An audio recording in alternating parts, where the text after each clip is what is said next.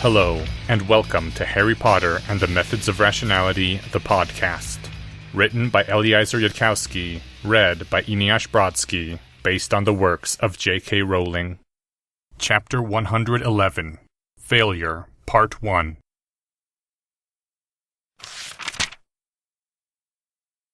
The Dark Lord was laughing. From the empty air came the voice of the defense professor, laughing wildly, so high and terrible his laughter. It was Voldemort's laughter now, the Dark Lord's laughter beyond all hiding or restraint. Harry's mind was disarrayed. His eyes kept staring at where Albus Dumbledore had been. There was a horror in him that was too huge for understanding or reflection. His mind kept trying to fall back through time and undo reality. But that wasn't a sort of magic that existed, and reality stayed the same. He had lost.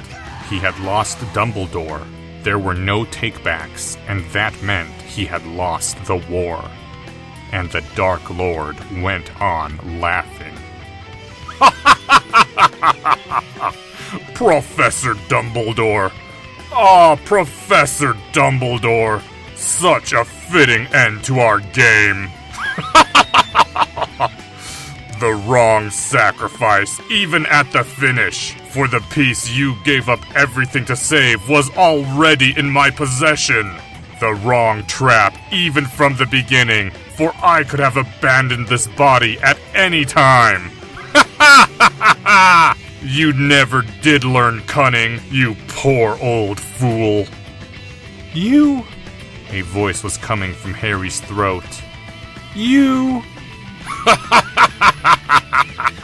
Why, yes, little child. You were always along on this adventure as my hostage. It was your whole purpose in being here. You are decades too young to play this game against the real Tom Riddle, child. The Dark Lord drew back the hood of the cloak, his head becoming visible, and began to remove the rest of the cloak. And now, boy, you have helped me. Yes, indeed. And so it is time to resurrect your girl-child friend, to keep promise. The Dark Lord's smile was cold, cold indeed. I suppose you have doubts. Mark well, I could kill you this instant, for there is no longer a headmaster of Hogwarts to be informed of it. Doubt me all you wish, but remember that. The hand was once more holding the gun. Now come along, foolish child. And they left. They went back out through the door into the potions room, the Dark Lord banishing the returned purple fire with a stroke of his wand. They went through the chamber where the Bogart had been, and the chamber of ruined chess statues, and through the burned door of the Chamber of Keys. The Dark Lord floated up through the trap door, and Harry struggled up afterward through the spiral staircase of leaves, the tendrils of the devil's snare twitching and then moving back as though afraid. The boy who lived was trying hard not to burst into tears, and his dark side patterns weren't helping, maybe because Voldemort had never known or dealt with guilt. They passed the huge three-headed inferi, and at a whispered word from the Dark Lord, it collapsed over the trapdoor and became a corpse again. They passed Severus Snape standing guard, who told them both that he was guarding the door and that they must leave or he would deduct house points. The Dark Lord spoke the words, Hyakuju Montauk, without pausing in his stride, accompanied by a jab of his wand. And Severus staggered, before he lifelessly drew himself up beside the door once more. What? What did you? Just fulfilling my obligation to my faithful servant. It shall not kill him, as I promised you. The hostages. It was hard to keep his voice steady. The students. You said you would stop whatever is going to kill them. Yes. Stop worrying. We'll do on our way out. Out? We are leaving, child. The Dark Lord was still smiling. The bad feeling this raised was lost in a sea of other bad feelings. The Dark Lord was now consulting what he'd called the Hogwarts map, the handwritten lines upon it seeming to move as they walked. Some part of Harry's mind that had been considering what to do if they ran into Aurors on patrol, whom the Dark Lord could kill or obliviate in an instant, gave up that hope as well. They went down the grand staircase to the second floor, encountering no one. The Dark Lord made a turn Harry did not know, and went down another stair flight. As they descended past one floor and another, the window stopped and the torches began. They were within the Slytherin dungeons now. Ahead, the form of a person in Hogwarts robes appeared. A 6th or 7th year Slytherin was waiting by a section of wall that was set with an artistic carving of Salazar Slytherin wielding his wand against what looked like a giant covered in icicles. The witch made no comment at seeing Professor Quirrell walking upright, or seeing Harry in his company, or seeing the gun in the defense professor's hand. If her eyes were blank, Harry couldn't tell the difference. The Dark Lord reached into his robes, took out a knut, and flipped it to her. Claudia Alicia Tabor, I command you thus. Take this knut to the spell circle I showed you beneath the Quidditch stands and put it in the center. Then obliviate yourself of the last 6 hours. Yes, my lord, the witch said, bowing to him, and went on her way. I thought you needed the stone to... The Dark Lord was still smiling. He had never stopped smiling. I did not say that part in Parseltongue, child. All I said in Parseltongue was that I had set events in motion to kill students. Events that I would stop if I obtained the stone. The rest was in human speech. I would have also stopped the Bloodfort sacrifice if I had not obtained the stone, so long as I was not discovered and restrained. The students of Hogwarts are a valuable resource, whom I have already spent much time training. Then the Dark Lord hissed to the wall, "Open." Harry's eyes saw the tiny snake that had been set in the upper left of the carving, even as the wall slowly swung backward, revealing the opening of a huge pipe. Moss grew on its sides, and a musty, dusty smell welled up from it. The interior was also covered with cobwebs in multiple sheets. Spiders. He sighed, and for that brief moment he sounded once more like Professor Quirrell. The Dark Lord walked into the huge pipe, the cobwebs burning away before him. Harry, not seeing any better options, followed. The pipe branched in a Y shape, then branched again. The Dark Lord went left, then right. The pipe came to a solid metal wall. Open, the Dark Lord hissed, and a crack appeared in the metal. It seemed to fold into itself. Beyond was the middle of a long stone tunnel. We shall be walking a while. Did you have more questions to ask, little child? I can't think of any right now. Another cold laugh replied to this, and they walked into the tunnel, turning right. Harry didn't know, then or ever, how long he walked. The light of burning spiderwebs was too dim to read his mechanical watch, and Harry had not thought to look at the time before entering. It felt like they walked for miles, miles beneath the ground. Slowly, Harry's mind tried to recover itself a final time. Very possibly final if he was right about the Dark Lord killing him after this. Though the Dark Lord had said that he would resurrect Hermione, which seemed pointless if that was true. Was that simply the Dark Lord following through on a promise he would not otherwise have been able to make in Parseltongue? Why had he not just shot Harry on the spot? Seriously, some last functioning part of his brain said to all the other parts. This would be a good time to think of something that the Dark Lord has not already thought of. Something we can do without our pouch or our wand or our time turner. Something that Professor Quirrell has not imagined we can do. Think. Pretty please think of something. Don't just shut down now, even if you're scared. Even if we've never really faced death before, in the sense of being about to die in the next hour, this is not the time to shut down. Harry's mind stayed blank. Suppose, said that last remaining part. Suppose we try to condition on the fact that we win this, or at least get out of this alive. If someone told you as a fact that you had survived, or even won, somehow made everything turn out okay, what would you think had happened? Not legitimate procedure, whispered Ravenclaw. The universe doesn't work like that. We're just going to die. Someone realizes we're missing, thought Hufflepuff. And Mad-Eye Moody shows up with a squad of Aurors and rescues us. I think the time has come to admit we're not more competent than the standard authorities. The saving factor does have to be something we do somehow, said the last voice. Otherwise, there's no point in our thinking about it.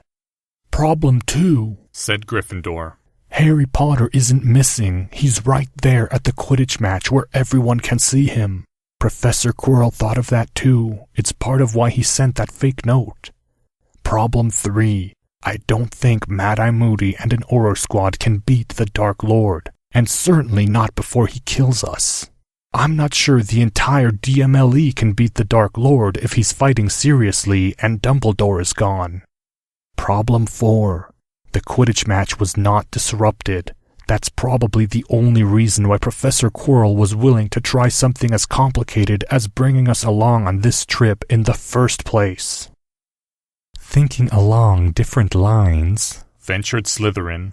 Maybe Professor Quirrell calls in someone else to memory charm us. Legilimency, Imperius, Confundus, who knows what else. We're not a perfect Occlumens. Then the Dark Lord would have a smart, well, sort of smart lieutenant that he could use. That could be another reason why Professor Quirrell was so willing to tell us secrets, if he knew that the memory would disappear.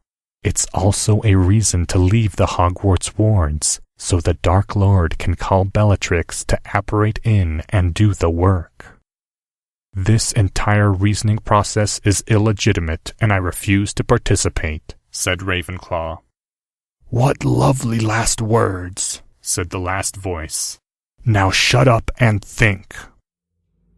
Rough stone tunnel went by underfoot, Harry's shoes sometimes dipping into moisture or nearly slipping on a curved surface. The neurons in his brain, which kept on firing, imagined voices talking to each other, yelling at each other, even as the listener stayed numb with horror and shame. Gryffindor and Hufflepuff were conducting a debate about suicide by charging the Dark Lord's gun, or by swallowing the little jewel on Harry's steel ring. It seemed unclear whether the fate of the world was better or worse if the Dark Lord had Harry as a mind slave. If the Dark Lord was going to win anyway, it might be better if he won faster. And the last voice kept talking through it all. Even in the depths of failure, that last voice remained.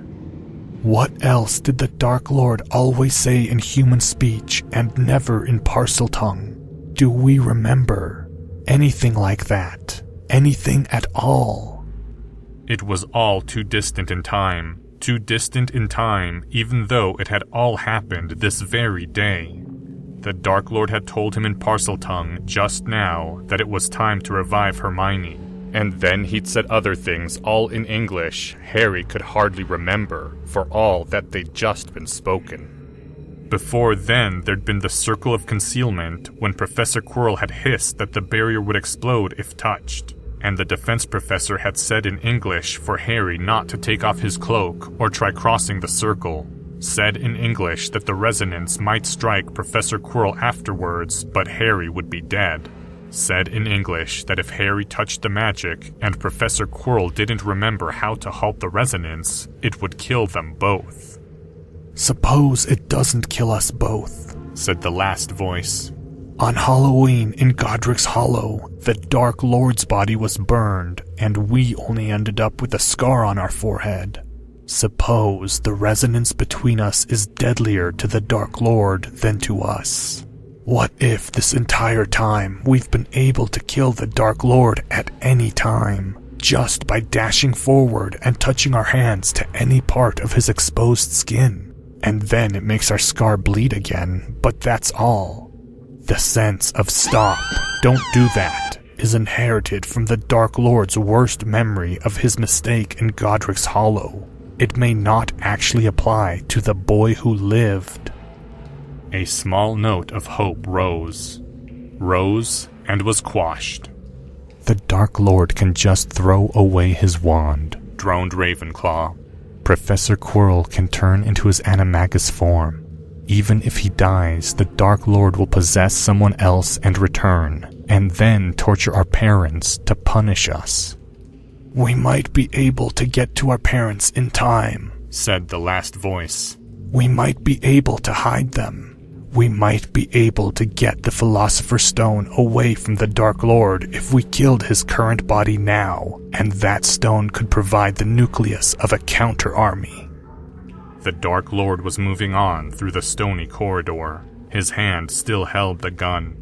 He was at least 4 meters away from Harry. If we dart forward, he will sense us approaching through the resonance, said Hufflepuff. He will fly forward rapidly. He can do that. He has the broomstick enchantments that let him fly.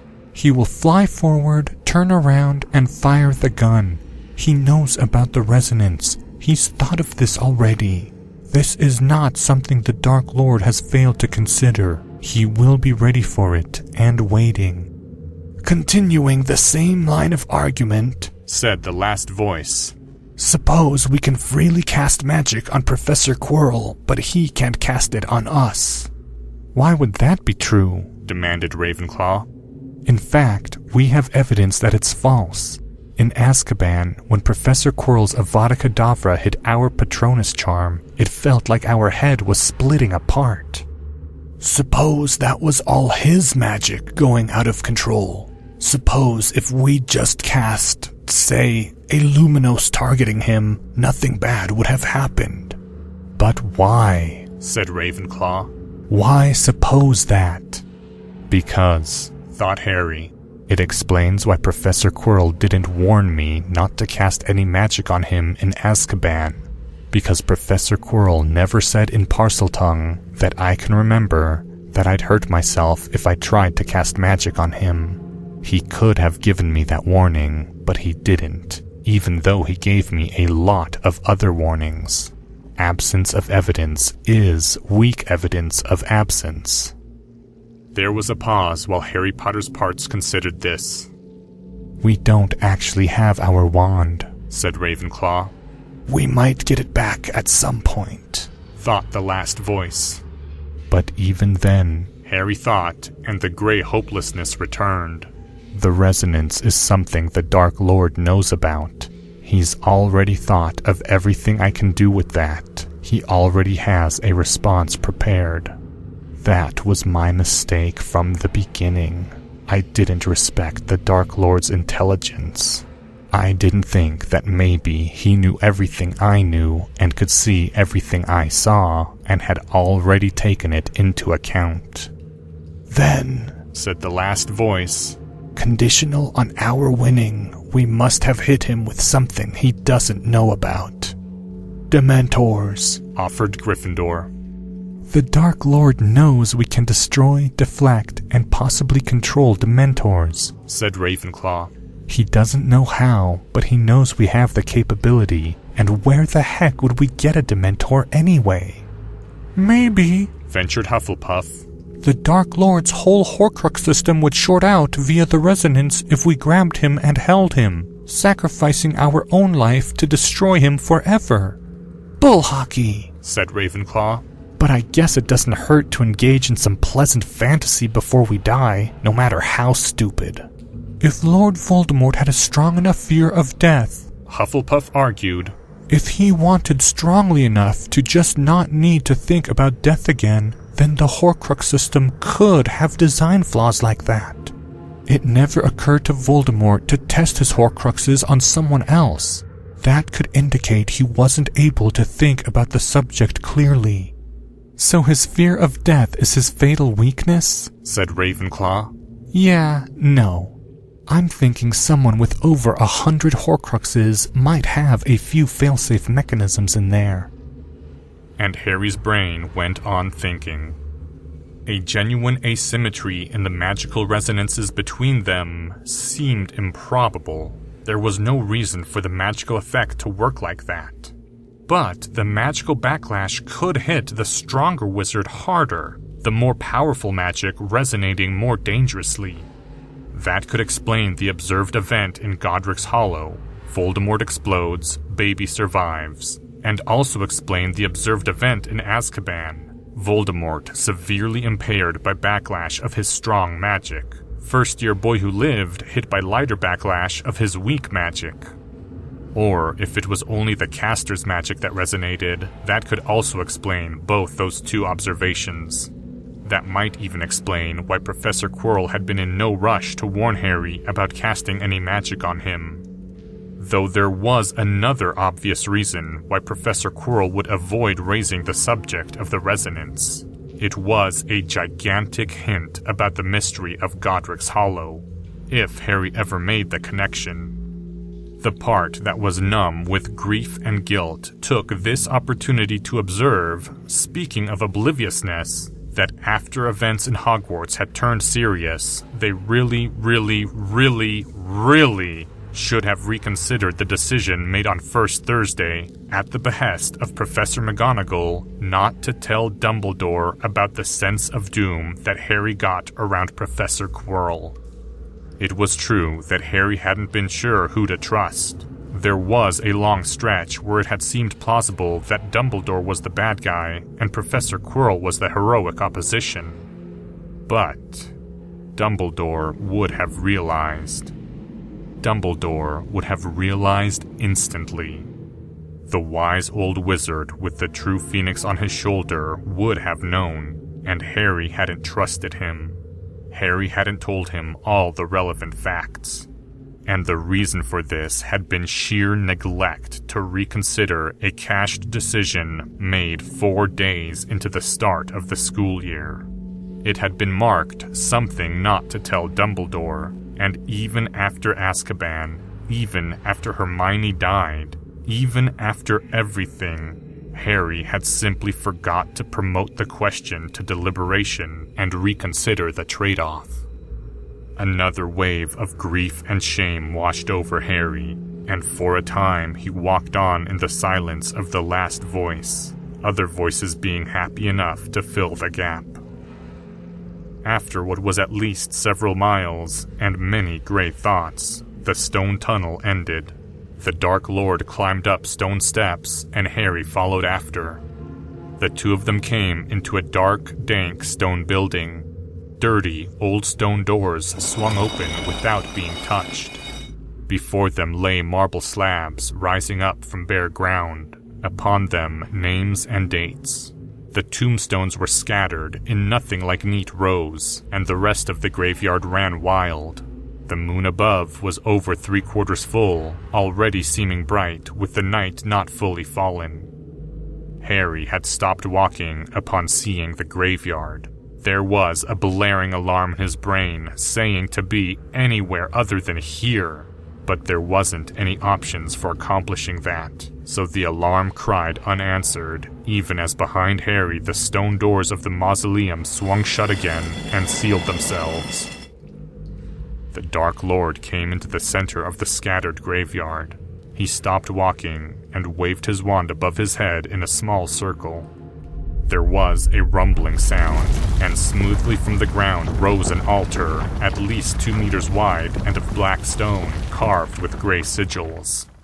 And then, surrounding the altar, groaned up 6 dark marble obelisks, regularly spaced, gleaming darkly beneath the fading twilight sky. The unanswerable alarm in Harry's brain grew louder. "This is a workspace I made for myself, convenient to either Hogwarts or Hogsmeade." The Dark Lord flourished a hand at the altar. "That is where Miss Granger shall revive, and also where I shall be reborn into my true body. I shall remake myself first, of course. Magics to revive girl child easier with true body." A strange, snakish laughter accompanied these words. Rest assured that though some aspects of girl child's resurrection shall be what others consider dark, girl child will not be harmed or made ugly by it, shall still look like herself. Mind shall be her own, nor shall I or mine harm her after. Harry's tongue was dry, and his mind was having trouble functioning. Please, Professor, would you say in Parseltongue, what is your real purpose in resurrecting Miss Granger? To restore to you, girl-child friends, counsel, and restraint. To make sure she is part of the world for you to care about. That, boy, is truly the greater part of the reason I am doing this deed. Again, snakish laughter accompanied these words, conveying sardonic awareness of some vast irony. A small spark of hope kindled inside Harry, alongside the much greater note of confusion, and the fear that a perfect Occlumens could indeed lie in Parseltongue. Harry didn't understand why the Dark Lord was doing this, if the next step was just to kill the boy who lived, or enslave him. Maybe he'd just never understood Professor Quirrell at all. Maybe somehow Harry's model of Tom Riddle was just that wrong. Maybe the boy who lived would be obliviated of the last day and dropped off somewhere with a confused Hermione Granger, while Lord Voldemort went on to conquer the world. Hope flared up in Harry, but it was a confused hope that didn't make any sense. It didn't square with the Dark Lord who had mocked Dumbledore and laughed at his defeat. Harry couldn't come up with any consistent account of Professor Quirrell's motives that allowed for something like this. I do not know what is meant to happen next. The Dark Lord had moved forward to the altar. He knelt there and seemed to reach deep into the stone of the altar itself, drawing forth a vial of liquid that looked black in the fading twilight. When the Dark Lord spoke again, his voice was clipped and precise. Blood, blood, blood, so wisely hidden. And the obelisks surrounding the altar began to speak, voices like a chanting chorus coming from the motionless stones, cadences older than Latin. Apocatatesi, apocatatesi, apocatatesi, disinamu amoy. Apocatatesi, apocatatesi, apocatatesi, disinamu amoy. The obelisk's chant echoed after the end of each line, as if they were speaking out of synchrony with each other. The blood was poured from the vial, and it seemed to catch and hang over the altar, slowly expanding through the air, taking on a shape. Apocatatesi, apocatatesi, apocatatesi, disinamu amoy. Apocatatesi, apocatatesi, apocatatesi, disinamu amoy.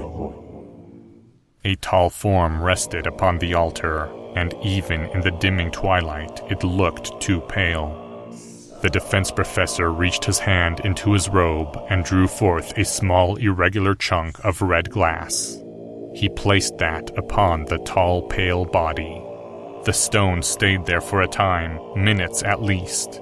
The irregular chunk of red glass did not glow, or flash, or give any other indications of power.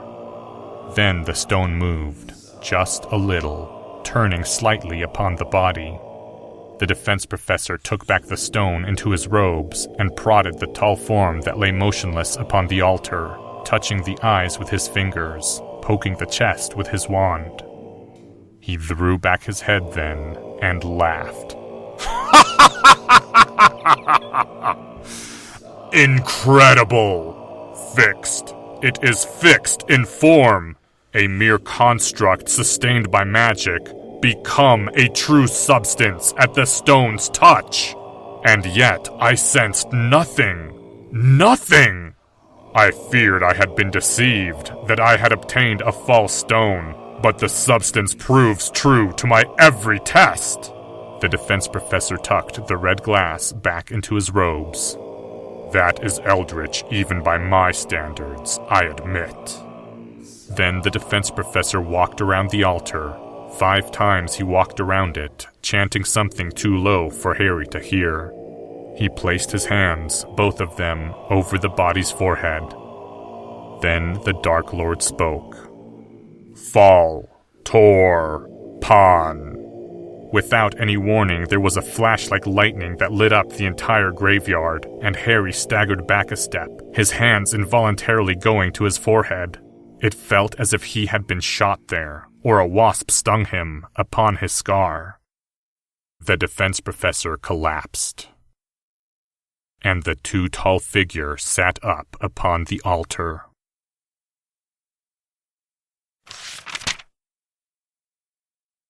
End first half of chapter 111.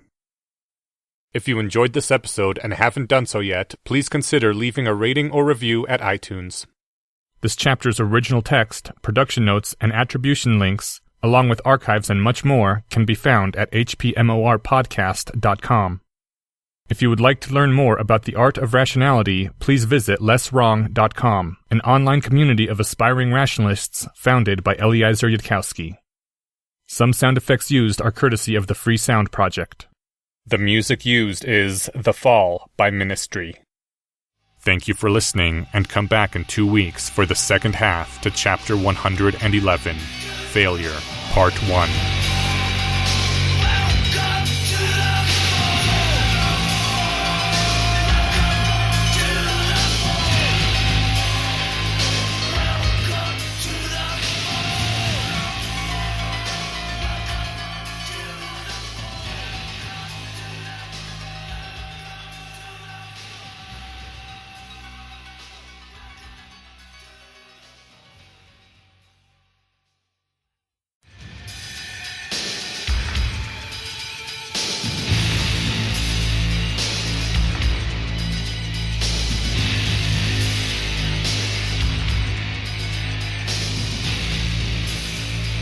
Hello, and welcome to Harry Potter and the Methods of Rationality, the podcast. Written by Eliezer Yudkowsky, read by Emiasz Brodsky, based on the works of J.K. Rowling. Second half of Chapter 111, Failure, Part 1.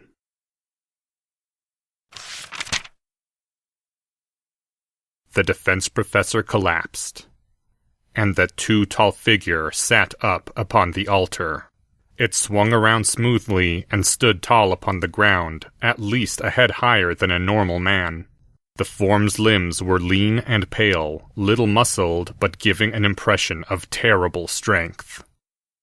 Harry took another staggering step back, his hand still clasped to his scar. Though the distance between them was wide, Harry felt a sense of terrifying apprehension in the air, as though the sense of doom had always been out of focus, and had now clarified, concentrated into a physical pain in the scar on Harry's forehead. Was that what Voldemort was supposed to look like? The nose looked like... It looked like it had malfunctioned during the resurrection process.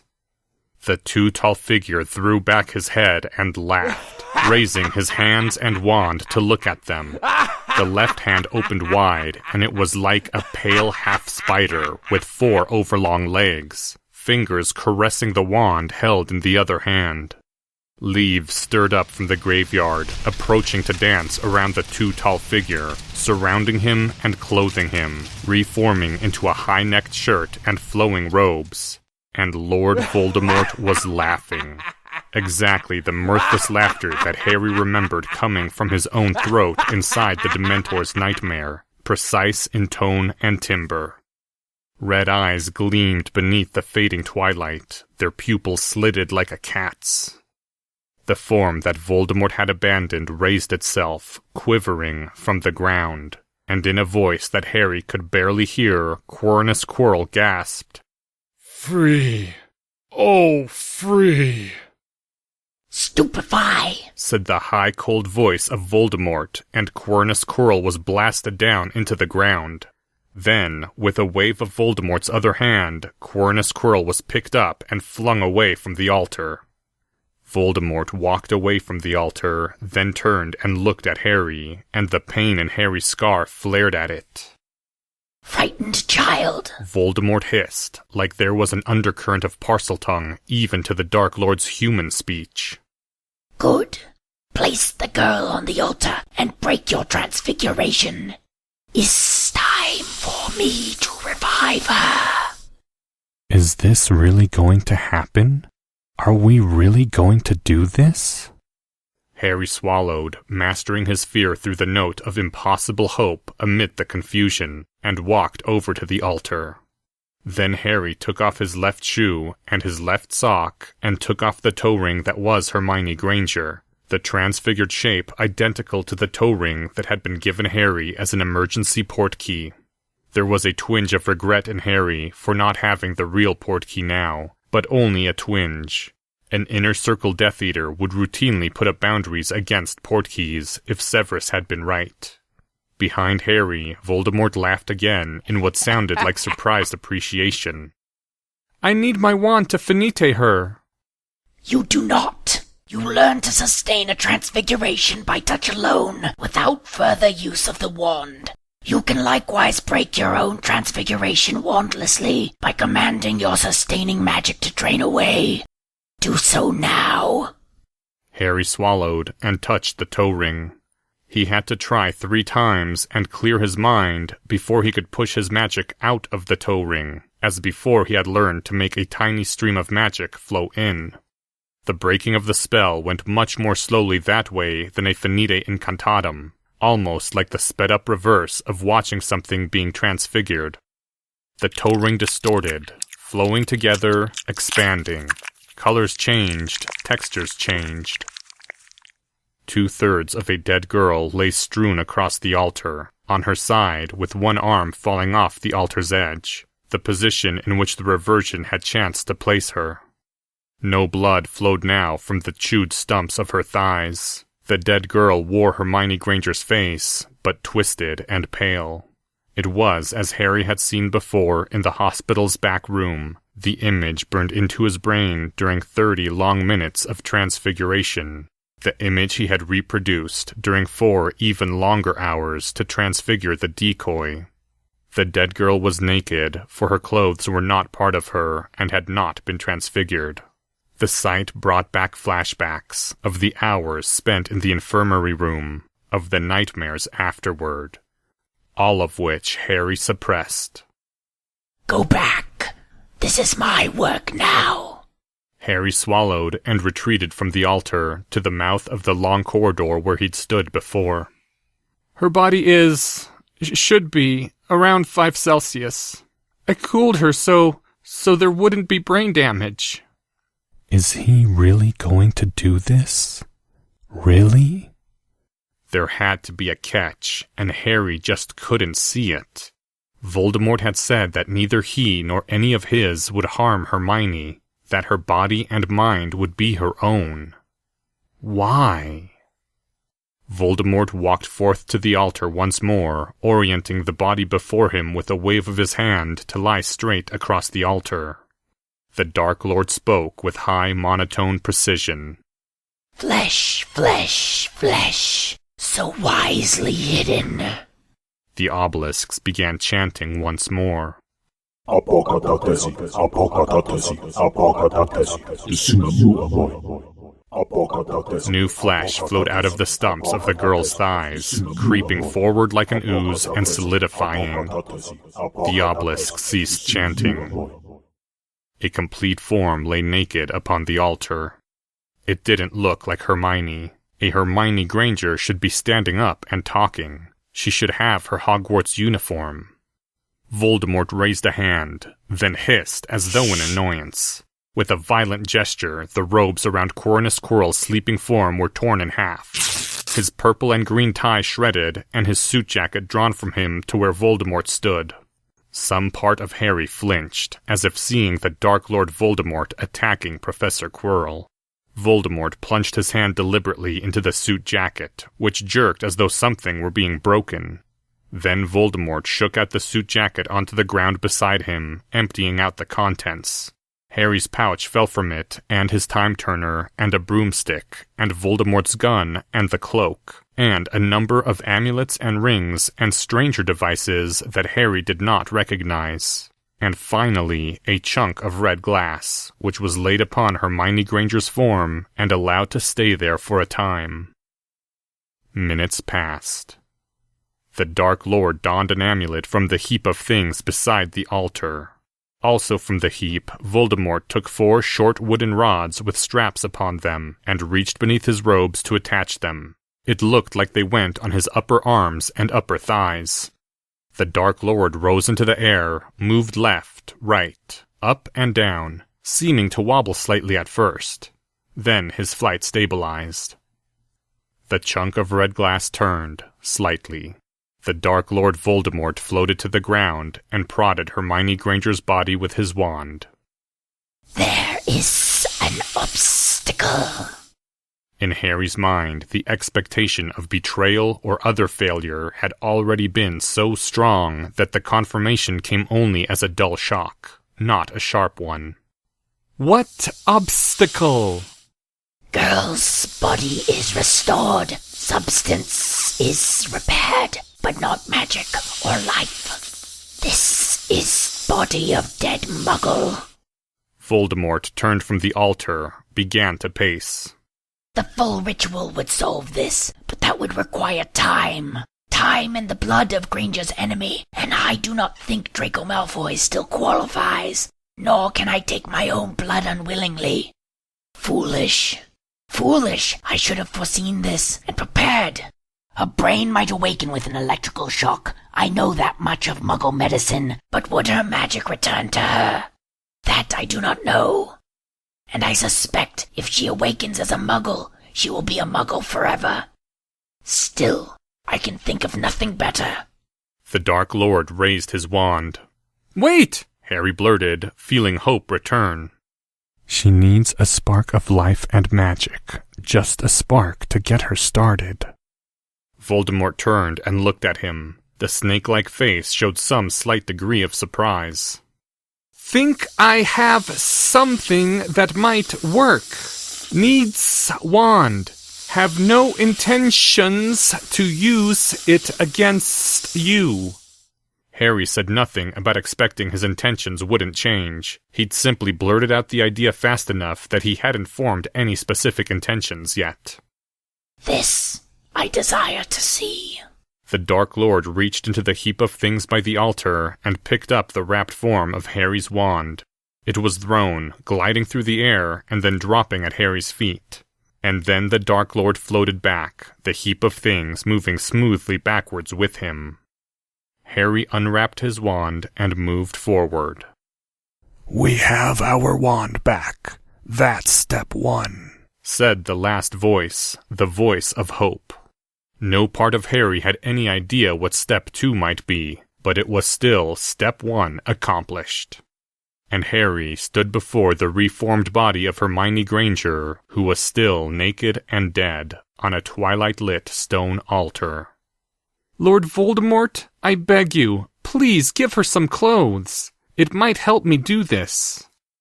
Granted. The pain in Harry's scar flared as the naked girl's body lifted into the air, then flared again as dead leaves danced around her and she was clothed in the seeming of a Hogwarts uniform, though the trim was red instead of blue. Hermione Granger's hands folded over her chest, her legs straightened, and her body drifted back down. Harry looked at her, focused on her, now that she looked human again. "She looks like she's sleeping, not dead." It took a conscious effort to look for breathing, fail to see it, and make the deduction. So far as naked perception was concerned, Hermione might as well be alive right now. That Hermione Granger would not approve of this situation, taken as a whole, seemed beyond question. But it didn't mean that she would rather stay dead than be alive, other things being equal, though they might not be. "Because you wish to live. Because my best guess is that you would wish to live." Harry reached out his shaking left hand and touched Hermione's forehead. It was warm now, not the chill of 5 degrees Celsius. Either Voldemort had increased her body temperature to normal, or the magic of the ritual had done it automatically, which meant that Hermione's brain was currently warm and without oxygen, come to think of it. That did it, the sense of urgency rising in him. Harry's feet assumed the stance, his wand swung up to point at Hermione Granger's dead body. The only thing wrong with Hermione's body was that it was dead. Everything else about that body was right. Only one thing needed changing.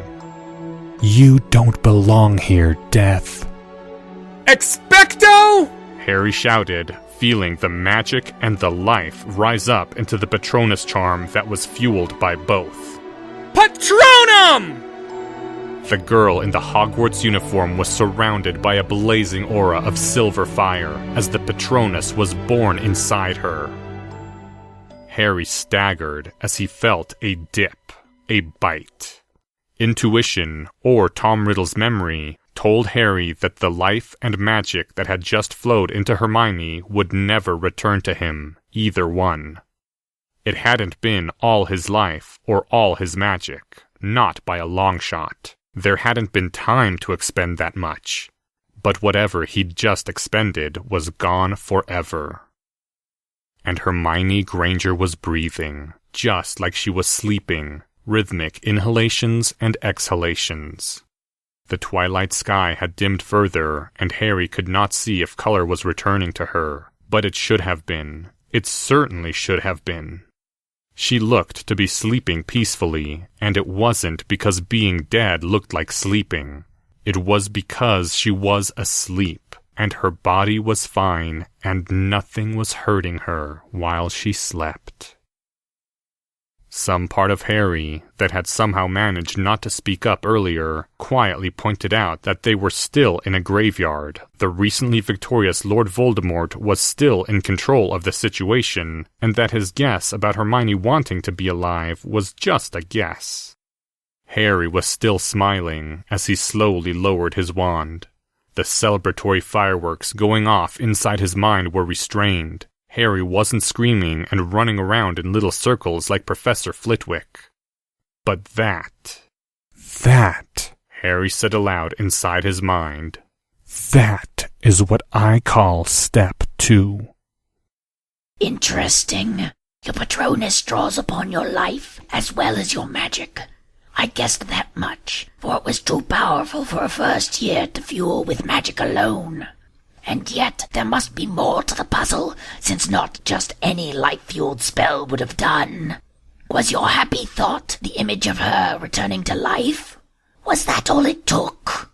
Voldemort was again toying with his wand, a dark interest in those red-slitted eyes. I suspect I will feel quite stupid when I finally comprehend that spell someday in my eternity. Now step away from the girl. There is small work I intend to do to give her best chance of continued life. Harry stepped back reluctantly, the sense of tension starting to return to him. He almost tripped over one haphazard grave marker as the Dark Lord continued to walk forward. Standing before the altar, the Dark Lord laid one finger upon Hermione Granger's forehead. Then the Dark Lord tapped his finger upon Hermione Granger's forehead and said, in a voice so low Harry almost did not hear, Resquiescus. Voldemort waved his hand at an obelisk, which began to rotate, turning itself to lay flat upon the ground, pointing outward. Fascinating indeed. She is alive and magical, and not another Tom Riddle as I feared you might have made her. The tension was rising again in Harry. He'd put his wand away into the back belt of his pants. He did not want to remind Voldemort that he still had the wand on him. What are you doing to her now? Another obelisk turned, lay flat upon the ground. There is old lost ritual to sacrifice magical creature, transfer magical nature to subject. Limitations are great. Transfer is temporary, only few hours. Subject sometimes dies. wears off, but stone will make permanent. 4 obelisks lay flat upon the ground, evenly spaced. The other 2 obelisks had been floated away. Voldemort began to reach into his own mouth, checked himself, hissed with annoyance again. He gestured at the sleeping mouth of Quirnus Quirrell, and from Quirrell's mouth floated up 2 teeth, almost invisible in the falling night. One of these went to the pile of items, the other floated up to before the altar. Moments later, Harry cried out and took a step back. Huge and misshapen, lumpy skin, legs as thick as tree trunks, a small head that looked like a coconut perched upon a boulder. A mountain troll stood within the circle of obelisks, motionless as though asleep while standing. "What are you doing?" Voldemort's mouth was stretched in a wide smile. It looked horrible on him, like his face had too many teeth. "Shall sacrifice my fallback weapon, and girl child shall gain Troll's power of regeneration.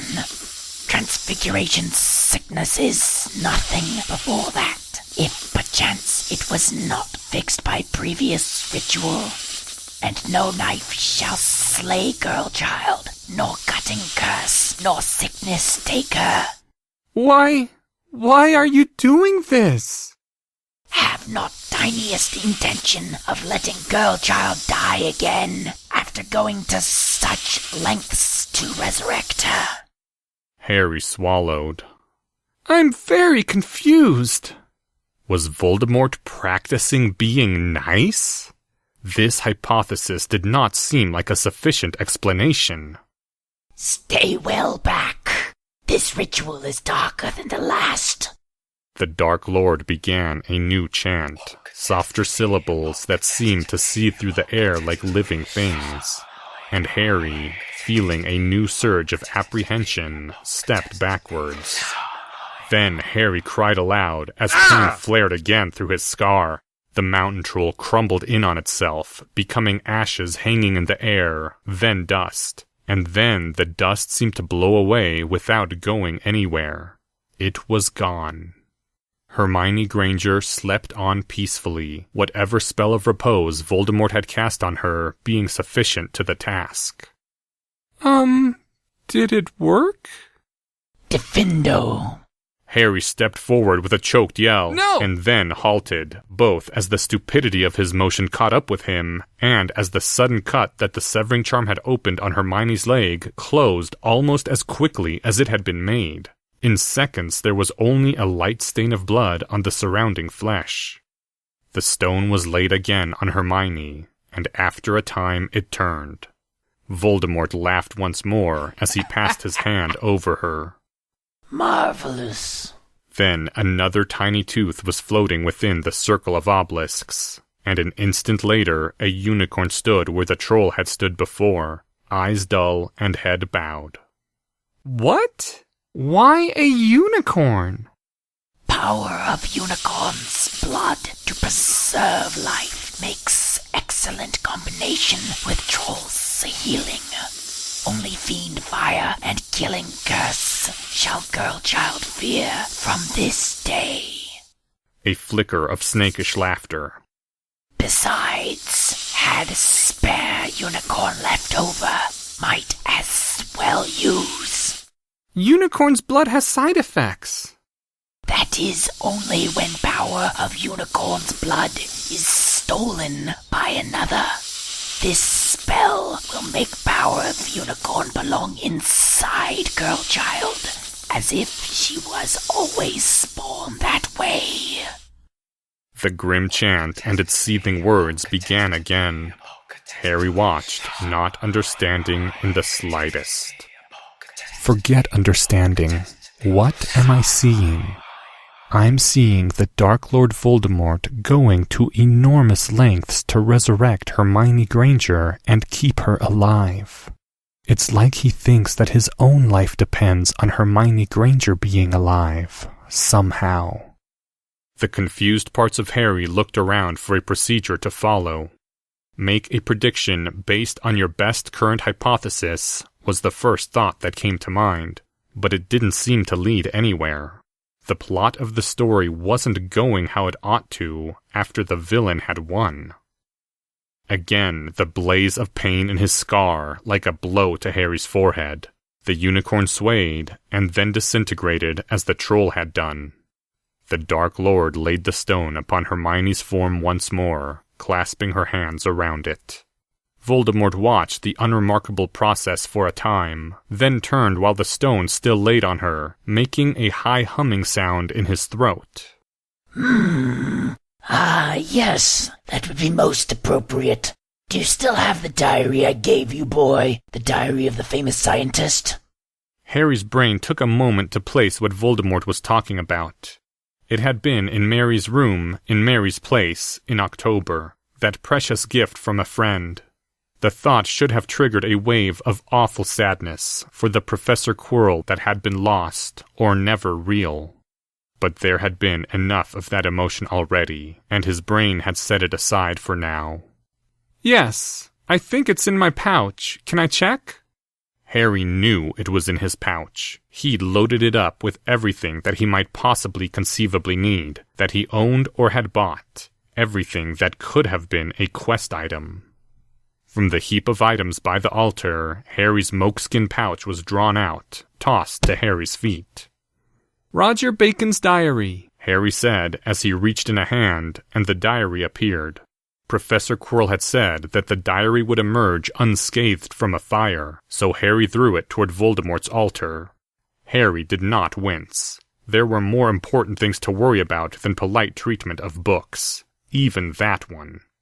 Voldemort picked up the diary, examining it, appearing quite absorbed. Harry, as quietly and unobtrusively as he could, attached the pouch to his belt loop in back, where it wouldn't be visible, near where Harry had put his wand. Step 3. The pouch. Yes, Voldemort hissed as he flipped pages of the diary. this will do quite well.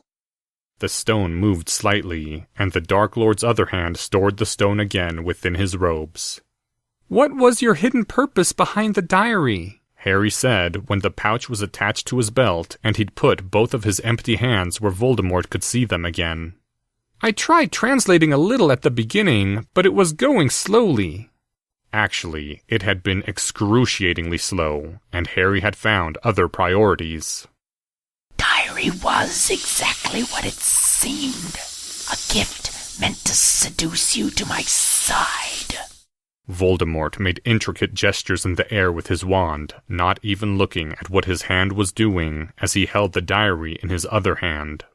For a moment, Harry thought he could see a trail of darkness in the air, but the moonlight was too faint for certainty.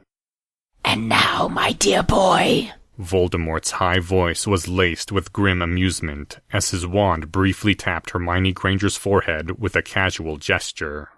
I make this diary into a far more precious gift, a sign of how much wisdom I have learned from you, for I would never want you to be deprived of Hermione Granger's counsel and restraint, not ever while the stars yet live. Avada Kedavra! The green bolt of the killing curse blazed out faster than Harry could possibly have cast the Patronus charm, faster than he could possibly have moved. It was already over, even as Harry cried out and went for his wand. Quirinus Quirrell's unconscious body did not even jerk in death. The green light struck into it without other sign.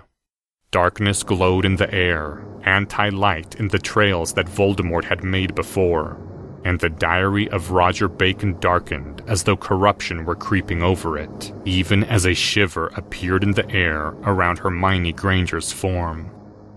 The pain in Harry's scar flared overwhelmingly, like a brand driven into his forehead.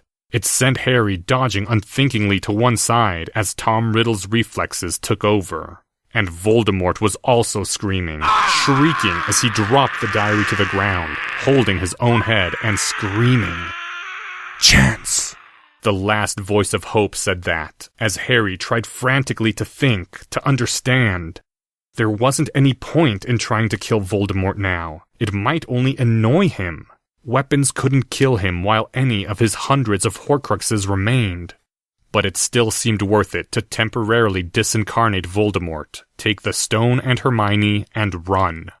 Harry's right hand had already taken his wand. His left hand went around to his back, reached awkwardly into his pouch, began to make a silent sign, 3 English letters. No! Voldemort had dropped his hands from his head, was staring at Hermione's body as though bewildered. No! No!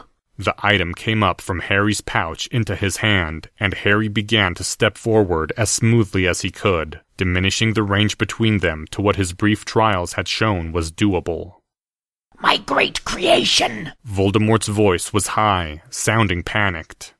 2 different spirits cannot exist in the same world! It is gone! It is severed! Horcrux! I must make a Horcrux at once! Voldemort's gaze fell on Hermione Granger's still sleeping form, and he began to raise his wand in the air, executing the same gestures as before. Harry raised his gun and pulled the trigger 3 times.